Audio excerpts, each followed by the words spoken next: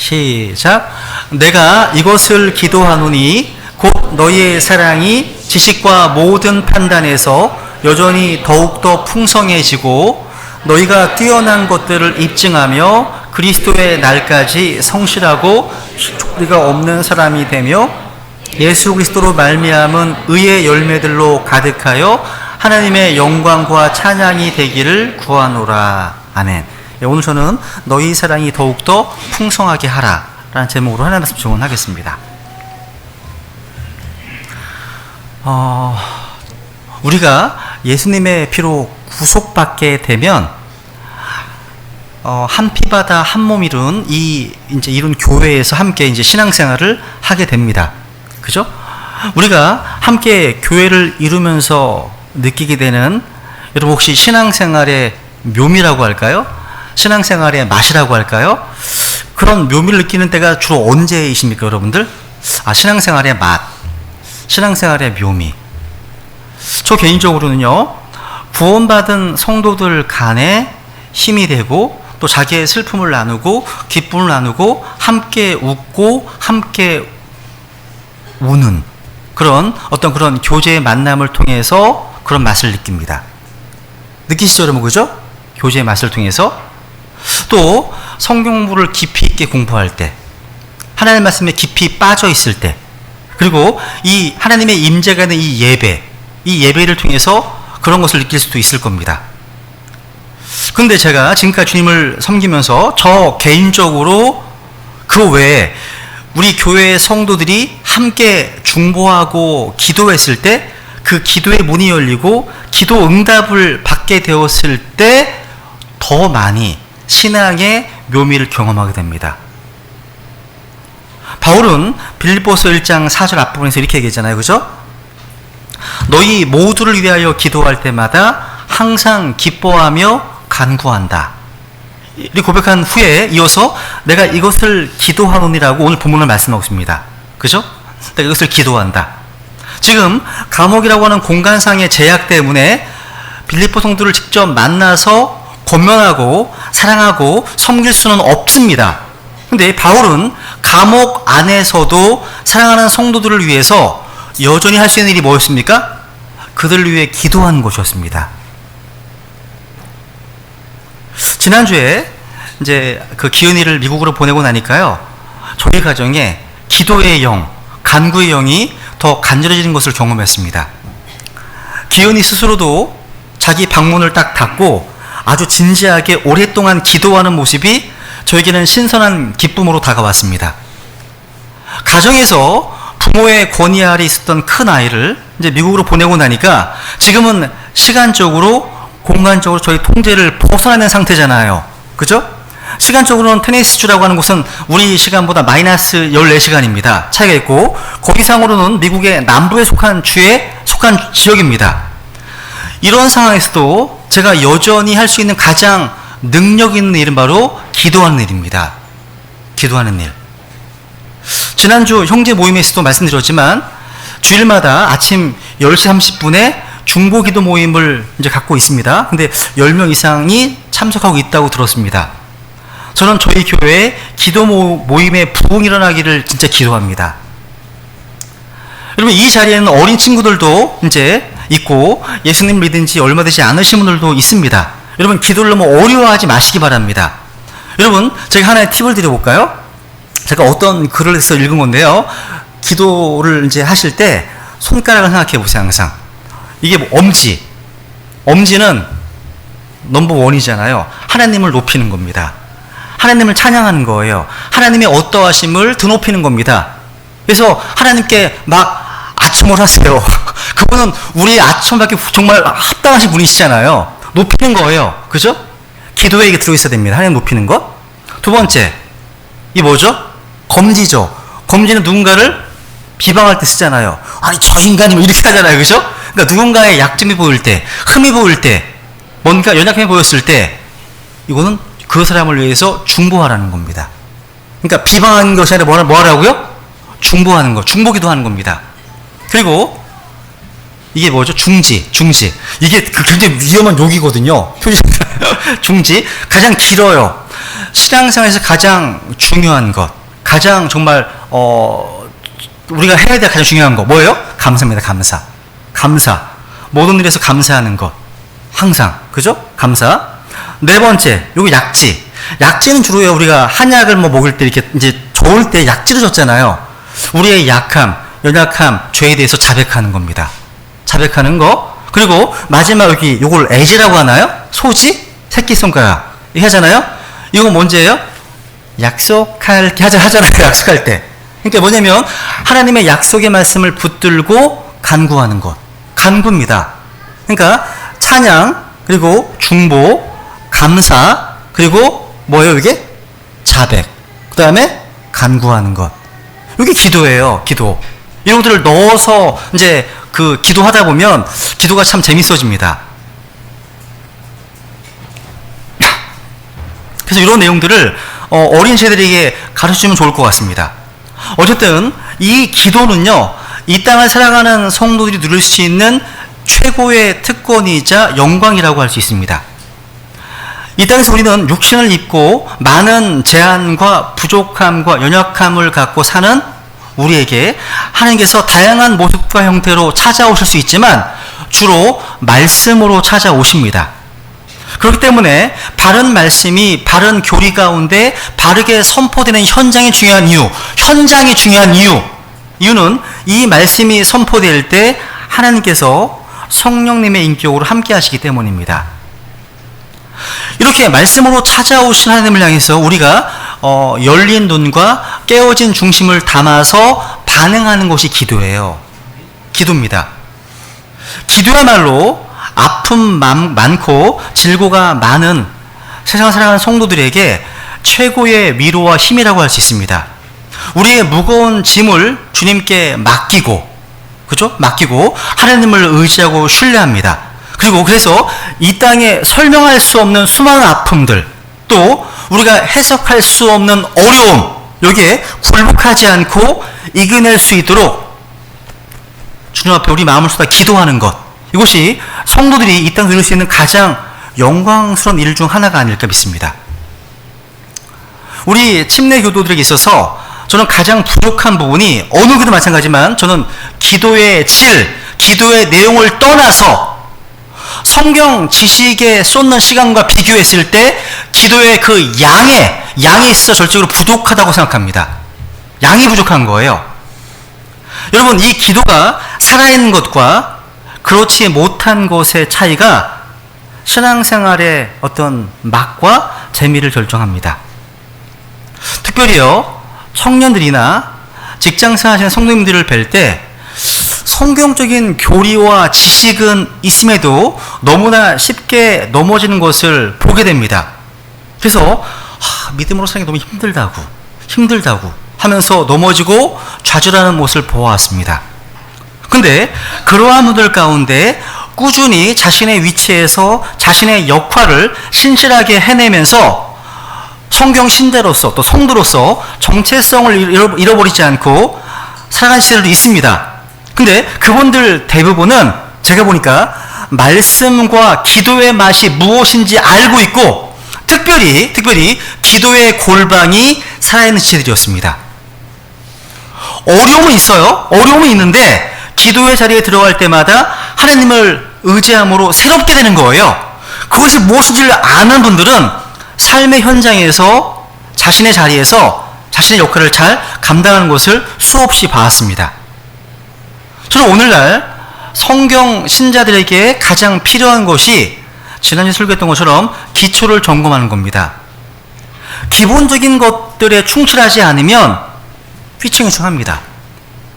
여러분, 왜 흔들리는지 아세요? 흔들리지 않으려면 내가 중심을 딱 잡고 있으면 돼요. 기도와 말씀이 딱 잡혀 있으면 흔들리지 않아요. 내가 무거워야 돼. 안 흔들리는 거예요.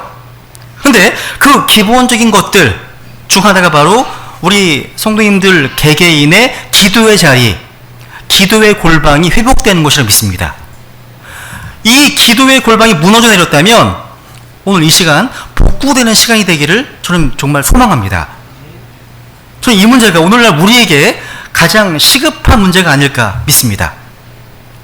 여러분의 기도의 골방은 살아있으십니까? 살아있으세요? 이틀 아니면 사흘 주님 앞에 나아가서 개인적으로 하나님과의 살아있는 교제를 누리고 계십니까? 그렇게 하지 않으면 그립고 뭔가 견딜 수 없고 목마른 그런 갈증을 느끼십니까? 이게 왜 우리는 책으로만 읽어야 되죠? 왜 토조 같은 뭔가 그런 믿음의 선배들은 하나님을 너무 추구하는 가운데 2시간씩 3시간 하나님을 왜 갈망할까요? 왜 우리는 그렇게 하지 않습니까? 그죠? 그러니까 하나님 앞에 나아가서 주님의 이름을 찾고 불을 뚫는 자유, 그것도 채워짐, 이게 무엇인지 아시고 신앙생활을 하고 계십니까? 여러분, 저는 92년도에 구원을 받았습니다. 제 아내는 그 후 3년이 지난 후에 95년에 구원을 받았습니다. 그래서 95년부터는 저와 함께 교회를 다녔어요. 이전에 제가 섬기던 교회에서는요, 이성교제가 허락되지 않은 그런 모임이었습니다. 허락이 안 돼요. 너무나 경건했나 봐요. 그래서 뭔가 좋아하는 감정을 표현하기 어렵습니다. 제 자매는 부모님을 떠나서 청주에서 서울보증보험이라고 하는 곳에서 직장 생활을 했는데요. 제가 사는 집 근처에 살고 있었기 때문에 교회 모임이 끝나면 제가 집까지 데려다 줬습니다. 그러면서 영적으로 또 신앙적으로 많은 교제를 나누었죠. 제가 아마 이렇게 목회하게 된 것이 그때 시간 때문이 아니었을까 싶어요. 왜냐하면 제 기억나면 잘 보이려고 하루 종일 공부를 되게 열심히 했거든요. 책도 좀 많이 읽고 정말 메모해가지고 막 그때 이제 한 30-40분 동안 다 쏟아 부어줘요. 아내한테 했던. 그래서 얼마나 그래요. 그때 당신의 눈빛이 살아있었어. 뭐 이렇게 합니다. 기억해보면 그 시간이 너무나 설렜고 좋았습니다. 여러분, 그 당시에는 저는요, 거의 매일 교회 모임이 있었기 때문에 예배당에서 항상 봤어요. 저 자매를 봤습니다. 근데 그것만 가지고 안 돼요. 빨리 집에 가고 싶어져요. 둘만 있고 싶어 한 것입니다. 이게 기도예요. 하나님과의 사귐, 하나님과 만나고 싶은 그런 갈망. 그죠? 여러분, 우리가 함께 모여서 기도하고 예배를 드리고 하나님 앞에 나아가는 것은 정말로 귀한 겁니다. 근데 동시에 개인적으로 기도의 골방을 가지면서 하나님을 누리고 맛보지 않으면 견딜 수 없는 어떤 목마름, 어떤 그리움, 어떤 사모함이 있어야 이게 건강한 신앙생활인 거예요. 건강한 거예요. 이게 정상적인 겁니다. 기도 없이 하는 말, 기도 없이 하는 생각, 기도 없이 하는 그런 행동을 멈추고 먼저 기도의 골방을 세워야 한다는 거예요. 이 기도의 골방이 살아나는 것, 분주하고 일이 많다고 핑계대지 않고 모든 것을 멈추고 기도의 골방을 반드시 갖는 것. 이것이 목회자로서 오늘날 우리 교회에 가장 시급한 필요라고 저는 봅니다. 교회를 섬기고 다른 지체들을 돕는 일에 말이나 구체적인 섬김 이상으로 필요한 것이 바로 기도의 수고입니다. 성경에서 기도는 수고라고 하면 돼. 수고. 일보다도 힘든 게 레이버 수고거든요. 기도의 땀, 기도의 눈물, 기도의 수고입니다. 근데 이 기도는 너무나 영광스러운 경험이기도 합니다. 이루어진 혼을 구원하고 성도들을 진리의 말씀으로 양육하는 데 있어서 하나님께서 하시는 사역에 동참하는 가장 핵심적인 방법 중 하나가 바로 기도입니다. 물론 우리가 몸을 직접 들여서 함께 섬기고 헌신하는 것 너무 중요합니다. 근데 그것만큼이나 멀리 떨어진 곳에서든 몸이 자유롭지 못한 곳에서든 직장에서든 학교에서든 어느 자리에서 교회를 섬기고 성도를 섬기는 가장 주된 방법 중 하나가 바로 기도입니다. 그래서 이 기도를 통해서 하나님께서 이루어 가시는 영광스러운 사역에 동참하는 복을 누리게 되는 겁니다. 여러분, 예배당에 오실 수 없을 때에는 현재 있는 자리에서 예배당에 갈 수 있을 때에는 부지런히 가서 함께 기도하고 마음을 모아야 됩니다. 그러면 기도의 골방이 살아날 뿐만 아니라 함께 모일 때 하나님의 특별한 행하심이 있을 것이라고 믿습니다.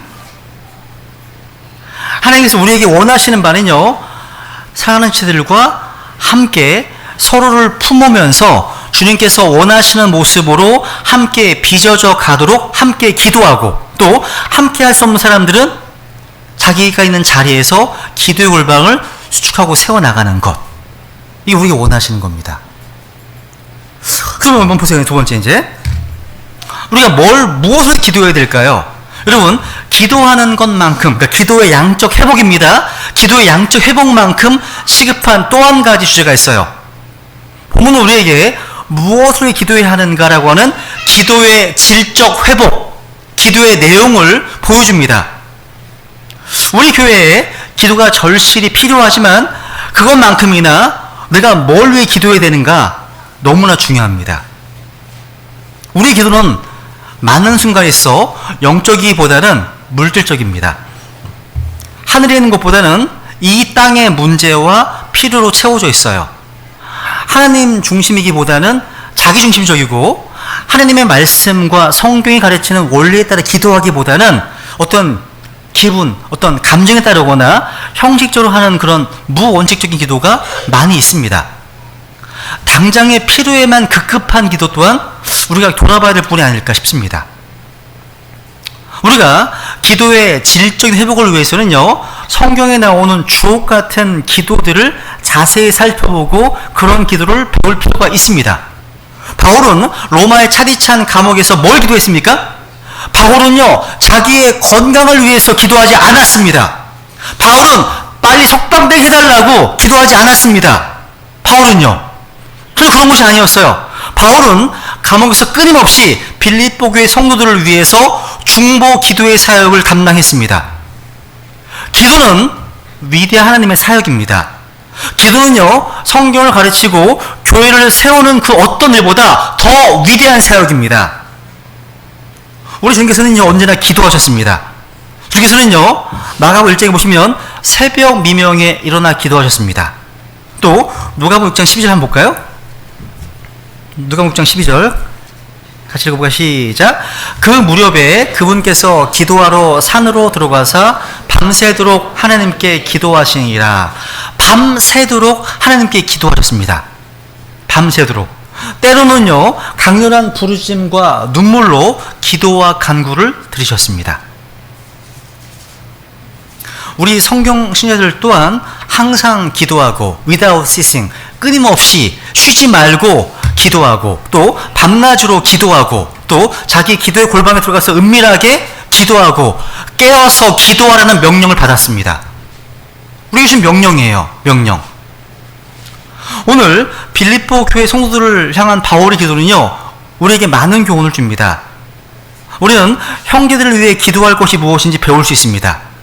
우리가 흔히 기도할 때 형제들의 건강, 애로사항, 어려움 등에 대해서 많이 기도하잖아요. 그죠? 근데 바울은 감옥에서 빌립보 교회 성도들을 위해서 뭘 기도했습니까? 9절을 보세요. 9절 보시면요, 다시 읽어보겠습니다. 시작. 오늘 9절에만 집중하겠습니다. 시작. 내가 이것을 기도하노니 곧 너희의 사랑이 지식과 모든 판단에서 여전히 더욱더 풍성해지고, 바울은 너희의 사랑이 더욱더 풍성해지도록 기도했습니다. 뭘 기도했다고요? 사랑이 더욱더 풍성해지도록 기도합니다. 더욱더 풍성해지도록, 밑줄, 더욱더 풍성해지도록. 사랑이요. 이 무생물체가 아니네요. 즉 뭐예요? 변화되고 달라지고 자라고 성숙하도록 기도하는 겁니다. 이게 생명의 사인 아닙니까? 그죠? 여러분, 생명이 있는 것과 생명이 없는 것의 가장 중요한 차이가 뭡니까? 바로 뭔가 달라지는 것이고 변화하는 겁니다. 여러분, 생명이 없는 만물은 세월이 아무리 흘러도 생명이 없는 채로 머물러 있어요.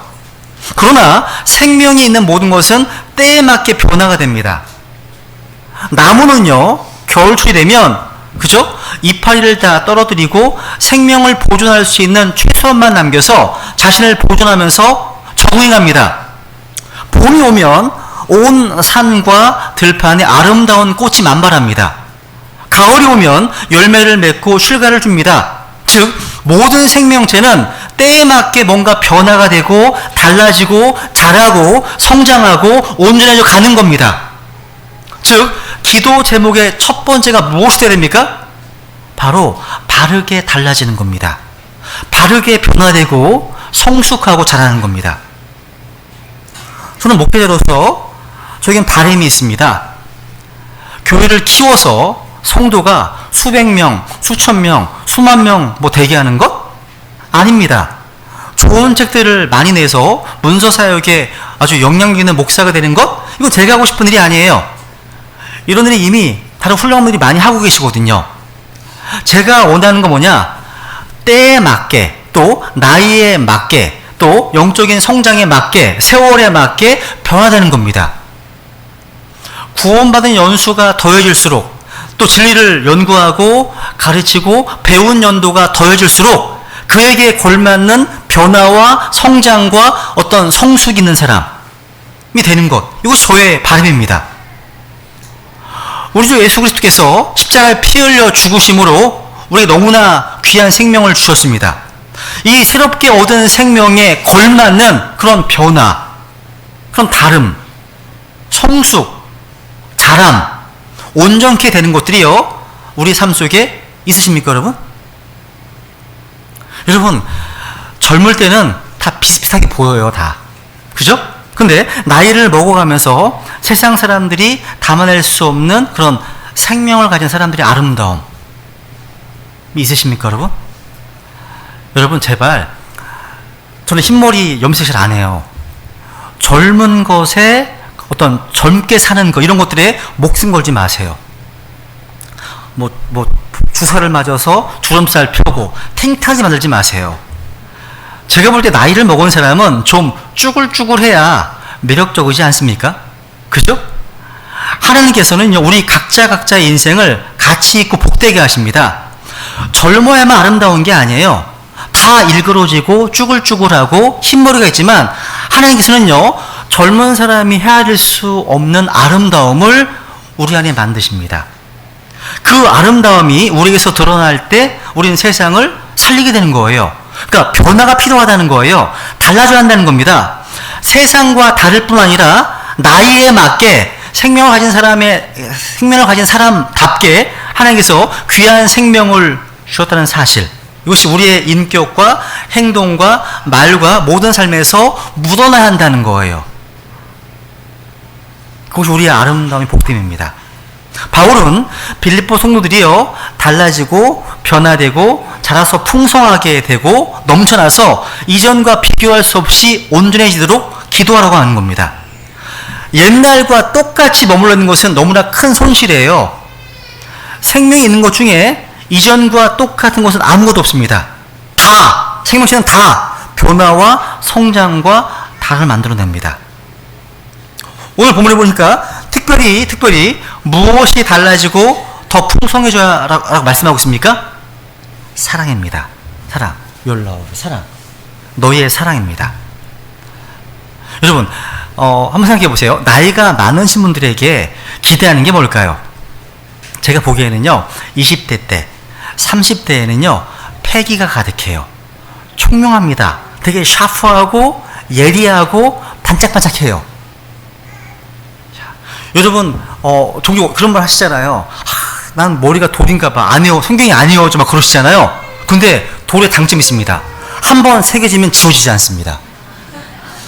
한번 외우시면 우리 돌이 돼야 됩니다. 돌이 오면요, 지워지지 않잖아요. 여러분, 20, 30대는요, 정말 잘 외웁니다. 그죠? 책도 몇 번 읽으면 금방 이해합니다. 좋아요, 여러분. 근데 그런 장점이 있지만 뭐가 부족한지 아세요? 여유로움, 품어주는 것, 뭔가 기다려주는 것, 믿어주는 것은 참 갖기 힘들어요. 청년들이 갖기 힘듭니다.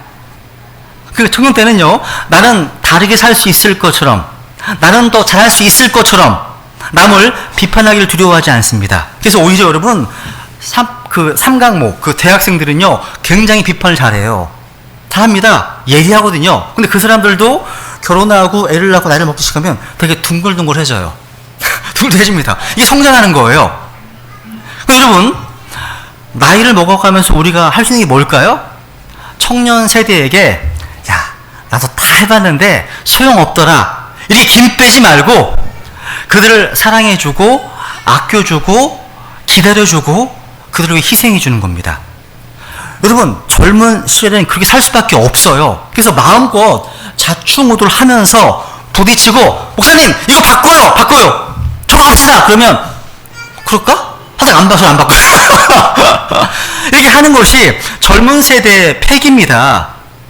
우리는 그 청년들이 그렇게 할 때 너무 많이 다치지 않도록 멀리서 울타리를 쳐서 보호해주고 아껴주고 뭔가 시행착오를 거칠 때 치명적으로 넘어지지 않도록 사랑으로 도와줘야 됩니다. 그게 성장한 사람들이 하는 거예요. 이런 모습으로 사랑이 풍성하게 자라는 것이 정말 바른 성숙입니다. 우리는 모두 영적 성장을 위해서 기도하잖아요. 그 성장과 성숙이 우리를 풍성한 어떤 사랑의 사람으로 만들어내기 때문입니다. 여러분, 여기 계신 분 가운데 결혼한 지 제가 이제 20년 됐거든요. 이제 결혼한 지 20년, 30년이 지났는데도 불구하고 아직도 배우자를 보면 가슴이 두근거려요. 그렇게 하는 이상한 분 계십니까 여기? 그런 분 있으세요? 그런 감정은 결혼한 지 6개월, 머리가 좀 나쁘면 1년 만약 다 사라지는 겁니다. 왜? 결혼하는 순간 호르몬의 변화가 오거든요. 그래서 6개월, 1년 정도 지나면 더 이상 가슴이 두근거리지 않습니다. 저는 한 5년까지는 두근거리더라고요, 저는요. 이렇게 말할 수밖에 없는. 여러분, 비록 젊은 시절에요, 이성을 바라보며 느꼈던 가슴의 설렘은 약할지라도 아내나 남편이 무슨 말을 하면 섭섭하거나 억울한 빈도가 이전보다 훨씬 줄어듭니다. 나이가 들면 들수록요. 아, 이게 성장하는 건가? 그러니까 20, 30년을 나 같은 사람과 살아졌구나 싶고 고마워서 예전보다 더 유연해지고 어떤 말을 해도요 좀 덜 섭섭해하고 이해하게 됩니다. 이게 아마 서로 아내, 남편에 대한 사랑이 더욱더 풍성하게 자라고 더해지는 것이 아마 이게 나이 먹은 사람들의 가장 큰 아름다움이 아닐까 싶습니다. 여러분 또 보세요. 두 번째 보세요. 너희의 사랑이 풍성해지기를 기도하는데 여러분 어떻게 사랑이 풍성하게 될까요? 여러분 이 사랑은요 진정으로 구원받은 성도가 나타나는 첫 번째 특징입니다. 그래서 요한일서 4장 9절에 19절에 보시면 우리 읽어볼까요? 우리가 그분을 사랑함은 그분께서 먼저 우리를 사랑하셨기 때문이라. 야, 바울은 빌립보 성도를 위해 간구할 때 사랑을 첫 번째로 가장 중요한 기도 제목으로 삼고 있음을 보게 됩니다. 갈라디아서 5장 21절에 보시면 바울은 이 사랑이 성령의 열매라고 증언하죠. 또 한번 읽어볼까요? 고린도서 13장 13절입니다. 사랑장 시작. 그런즉 이제 믿음, 소망, 사랑 이 셋은 항상 있으나 이것들 중에 가장 큰 것은 사랑이라. 야, 여러분 바울이요 여기서 말씀하고 있는 실제 말하고 있는 바가 뭐냐면 사랑이요 우리 마음을 차지하고 있으면 다른 모든 것들이 풍성해질 거라고 하는 겁니다. 우리 마음에 하나님의 사랑으로 가득 차서 흘러 넘치게 되면 그 넘침은 다른 이들에게 복이 될 겁니다. 제가 올리버 그리스턴 빌립보서 그 강해를 좀 읽어봤는데 이분이 이런 얘기를 하더라고요. 요한복음 7장에 이런 말씀합니다. 7장 한번 볼게요. 37절 장막절 마지막 날 읽어볼게요. 시작. 마지막 날 곧 명절의 그 큰 날에 예수님께서 서서 외쳐 이르시되 누구든지 목마르거든 내게로 와서 마시라 말씀하십니다. 누구든지 목마르 내게로 와서 마시라. 마시면 내 안에 생수가 흐르겠죠. 내 안에. 그 다음 요한복음 14절 볼게요. 뚫소 사마리아 여인에게 이렇게 말씀하십니다. 시작. 누구든지 내가 줄 물을 마시는 자는 결코 목마르지 아니하리니 내가 줄 물은 그 사람 속에서 솟아나는 우물이 되어 영존하는 생명에 이르게 하리라 하시니라. 그 물은요 그 사람 속에서 스프링 업 솟아나는 우물이 됩니다. 솟아납니다. 그 다음 요한복음 7장 38절 시작. 나를 믿는 자는 성경 기록이 말하는 것 같이 그의 배에서 생수의 강들이 흘러나오리라 하시니라 말씀하십니다. 생수의 강들이 흘러나오네요. 그러니까 여러분 요한복음 7장 37절에서는요, 우리 안에 흐르고 있는 생수, inflow, 그걸 말씀하고 있고요. 요한복음 4장에서는 spring of upflow, 그러니까 솟아나는 생수를 말씀하고 있습니다. 그리고 38절에서는요, 이제 overflow입니다. 흘러넘치는 생수를 말씀하고 있습니다. 생수가 흘러넘침으로 다른 이들에게 복이 되는 그런 축복의 강이 되는 것을 그려주고 있습니다. 그래서 하나님의 사랑이 풍성해지려면 그 사랑이 우리에 넓게 부어지고 다른 이들이 흘러넘치고 복이 되려면 오직 성령님을 통해서만 가능함을 기억해야 한다는 거예요. 이 성령의 열매이기 때문에 사랑이요. 또 어떻게 사랑이 풍성하게 됩니까? 본문의 표현을 보면 얼마나 이 표현이 논리적인지 몰라요. 보세요. 바울은 그냥 넉넉하게 사랑이 어떤 풍성하게 되고 말하는 게 아니라 너희의 사랑이 모든 그러니까 지식과 모든 판단에서 여전히 더욱더 풍성해지기를 기도합니다. 어떻게 해요? 너희 사랑이 뭐와 더불어? 지식과 모든 판단에서, 빨간색, 지식과 모든 판단에서 더욱더 풍성해지기를 기도합니다. 여러분, 사랑은요, 지식이 없이는 절대 클 수 없습니다. 오늘날 한국 사회는 얼마나 지식을 소중하게 생각하는지 몰라요. 그 사람들은 많이 공부한 사람들을 존중하고 공부를 많이 하는 것을 귀하게 생각합니다. 심지어 제가요, 예전에 기독신문을 보다가 웃은 적이 많아요. 왜냐면 교회에서 담임 목사를 청빙하는 신문 광고에 이런 글귀가 있더라고요. 유학 다녀오신 목사님 우대함. 그래서 막 웃어요. 이게 또 뭐야? 우대함. 그러니까 그만큼 공부를 많이 하는 것을 좋아하는 건 우리 한국입니다.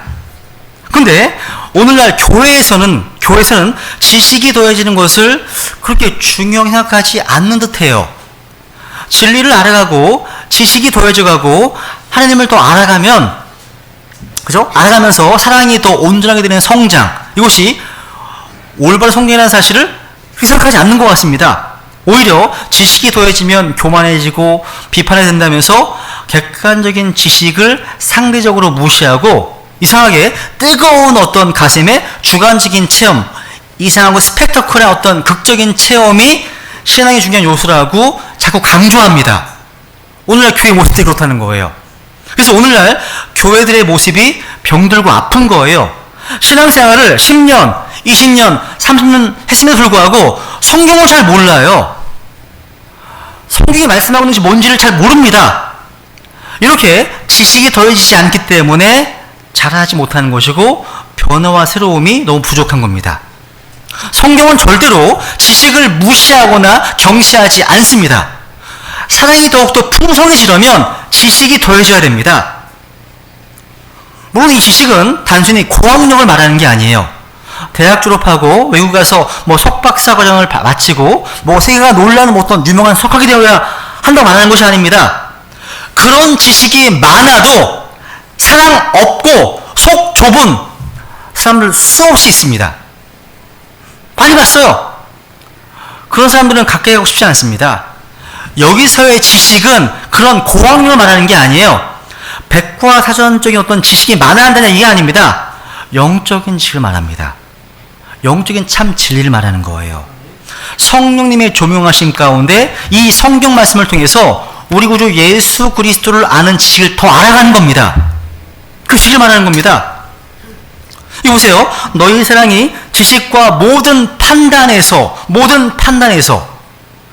성도분들이 흔히 오해하는 것 가운데 한 가지가 이 판단에 대한 겁니다. 한번 마태복음 7장 1절 읽어볼게요. 시작. 너희가 판단을 받지 아니하도록 판단하지 말라. 너희가 무슨 판단으로 판단하든 그것대로 판단을 받고 너희가 무슨 척도로 재든 그것대로 너희가 다시 평가를 받으리라. 보시니까 판단하지 말라 말씀하시기 때문에 아무것도 판단해서는 안 된다라고 가르칩니다. 웃긴 일입니다. 여러분, 이것은요 말씀의 전후 문맥과 주님의 의도를 무시한 결과예요. 판단하지 말라고 말씀하신 주님께서 이렇게 말씀하시잖아요. 참으로 또 어찌 너희가 너희 스스로 무엇이 옳은지 판단하지 아니하느냐, 이 책망하십니다. 사도 바울 역시 오직 영에 속한 사람은 모든 것을 판단하나 그 자신은 아무에게도 판단을 받지 아니하느니라 말씀하십니다. 여러분, 판단하지 못하는 사람은 우리는 바보라고 합니다. 바보입니다. 판단력은 사람이 살아가는 데 있어서 가장 중요한 거예요. 옳고 그름, 선과 악, 해야 할 일과 말아야 될 일, 끊임없이 판단을 요구받으면 판단하면서 살아가는 겁니다. 우리는 무엇이 옳은지 판단해야 돼요. 주님께서 우리에게 올바른 판단력을 주시기를 기도해야 한다는 거예요. 그래서 9절에서 너희의 사랑이 지식과 모든 판단에서 더욱더 풍성해지는 것. 그냥 사랑이 넘치는 게 아니에요. 지식과 모든 판단에서. 여러분, 지식 없는 사랑은 오늘날 모든 것을 용납하고 관용하는 블라인드 러브, 그러니까 맹목적인 사랑으로 가게 만듭니다. 지식이 없으면요. 그리스도인들은요, 사랑해야 될 것과 사랑하지 말아야 될 것에 대한 건전한 판단력을 사용해야 됩니다. 하나님께서 사랑하는 것 사랑해야 되고, 하나님께서 미워하는 것 미워해야 됩니다. 그죠? 근데 그러려면 우리는 성경을 부지런히 읽어야 됩니다. 성경은 하나님께서 미워하는 것이 무엇인지를 우리에게 말씀해 주기 때문입니다. 이런 영적인 지식, 진리의 지식이 없는 사랑은 종교적인 열심과 열정일 뿐입니다. 반대로 사랑이 없는 지식, 사랑이 없는 판단은 냉혹합니다. 정죄하고 비난하고 육신적인 다툼만 일삼습니다. 그래서 우리는 성경이 말하는 것처럼 너희의 사랑이 지식과 모든 판단에서 더욱더 풍성해지도록 기도해야 되는 겁니다. 상상해 보세요. 사랑이 없는 지식, 사랑이 없는 판단. 한번 생각해 보세요. 이러한 지식과 판단이 얼마나 차갑고 비정한 줄 아십니까? 바울은 사랑이 있는 지식과 사랑이 있는 판단을 가진 사람들이 되기를 간구했던 겁니다. 그래서 그리스도의 날까지 성실하고 실족거리가 없는 사랑의 인격으로 성장해 가기를 소망한 겁니다. 그래서 10절 11절 읽어볼게요. 보시면 읽어볼게요. 시작. 내가 이것을 기도하노니 곧 너희의 사랑이 지식과 모든 판단에서 여전히 더욱더 풍성해지고 너희가 뛰어난 것들을 입증하며 그리스도의 날까지 성실하고 실족거리가 없는 사람이 되며 예수 그리스도로 말미암은 의의 열매들로 가득하여 하나님의 영광과 찬양이 되기를 구하노라. 바울은 빌립보 성도들이 이 사랑의 기초에서 하나님의 영광과 찬양이 되기는 존재가 성숙하기를 기도했습니다. 바울은요, 이 기도가 이루어질 것을 믿었습니다. 아마도 바울은 빌립보 성도들을 위해서 기도할 때 그들이 앞으로 변화되어 갈 모습을 기대했을 겁니다. 그리고 기뻐했을 겁니다. 주께서 변화시켜 주실 빌립보 성도들의 어떤 모습을 생각할 때 바울의 마음속에는요, 한량없는 기쁨이 넘쳐 흘렀습니다. 여러분, 빌립보 주제가 뭐라고요? 주제가요? 기쁨. 기쁨의 서신입니다. 본문 앞부분에 보시면요, 다시 읽어볼게요. 시작. 너희 모두를 위하여 기도할 때마다 항상 기뻐하며 간구함은. 바울은 일찍이 빌립보 성도들을 향한 인사의 첫머리에서 이런 고백했잖아요. 너희 모두를 위하여 기도할 때마다 항상 기뻐하며 간구함은. 기뻐하며 간구했습니다. 여러분, 기뻐하며 간구했다는 말이 어떤 걸까요? 한번 생각해 보세요. 우리는 때로 눈물로 기도할 필요가 있습니다. 종종 하시잖아요. 근데 때로는 기뻐하며 간구하십니까? 좀 낯설지 않아요? 기뻐하며 간구한다? 그럴 필요가 있다는 거예요. 저는 특히 우리나라에 있는 어떤 교회 다니신 분들이 이것을 많이 배웠으면 좋겠어요. 너무 많이 울잖아요. 쭉 울잖아요. 기뻐하며 간구한다 배우잖아요. 근데 이런 얘기가 어울릴지 모르겠어요. 제가 어떤 책에 보니까 이런 글이 있는데 재밌더라고요. 어떤 자매님께서요, 그 교회 목사님께 그런 표현을 하셨어요. 목사님, 제가 하나님을 웃겼더니 하나님께서 제 기도에 응답하셨어요. 무슨 얘기냐고 물으니까 이렇게 설명하더랍니다. 목사님, 제 기도 제목 아시잖아요. 남편을 위해서 그렇게 열심히 기도해도 남편이 도무지 교회 나올 생각을 안 한답니다. 금식도 해봤고 통곡하면서 기도도 해봤지만 요지부동이었습니다. 근데 제가 하나님을 한 번 웃겼더니 남편이 요즘 교회 나오지 뭡니까? 이렇게 하는 거예요. 자세한 내막이 이런 거예요. 어느 날 새벽 그 자매님께서요, 남편 구두를 가지고 교회에 나와서 그것을 이렇게 강대상에 놓고, 하나님, 구두가 먼저 나왔사오니 주인도 이 구두에 따라서 나오게 하여 주시옵소서 기도했답니다. 근데 이 자매님이요, 자기도 기도했지만 자기가 생각해도 우습더래요. 생각합니까? 그래서 한없이 웃었답니다. 그래서 그날 다른 기도는 하나도 못하고 실컷 웃다가 돌아갔답니다. 웃다가. 그랬더니요, 그 다음 주일에 남편이 갑자기, 여보, 나 오늘 당신 따라 교회 같이 갈까? 하더래요. 야, 여러분, 이 자매 간절함이 느껴지세요? 간절함이? 그러니까 여러분, 이게 웃음이 나오기도 하는 상황인데, 이런 하나님, 그러니까 유머가 있으신 하나님, 생각되지 않으십니까? 여러분, 기도를 통해서 이 메마를 대로 마르고 황폐한 시대 가운데서 우리의 마음속 깊은 곳에 진정한 기쁨을 주신 하나님, 우리 믿을 수 있습니다. 여러분은 자신의 삶에 기쁨이 필요하다고 생각하십니까? 기쁨을 구하십시오. 구하십시오. 성령의 열매 가운데 기쁨이 있지 않습니까? 이 기쁨을 구하시라는 거죠. 주님께서 주실 겁니다. 여러분, 저 유명한 작곡가 하이든에게 어떤 사람이 선생님의 음악이 기쁨으로만 가득 차 있는 이유는 무엇입니까? 이런 질문을 던졌습니다. 이 하이든은 또 유명한 대답을 남겼습니다. 주님께서 내 가슴 속에 폭발하는 기쁨을 주셨고, 또 그분께서 내 펜을 움직이고 계시는데 어떻게 내가 기뻐하지 않을 수 있습니까? 내 음악이 어떻게 기쁨을 말하지 않을 수가 있겠습니까? 그렇습니다, 여러분. 기도를 통해서 이 암울한 시대, 이 황폐한 시대를 이길 수 있는 기쁨을 주님께 구하시라는 겁니다.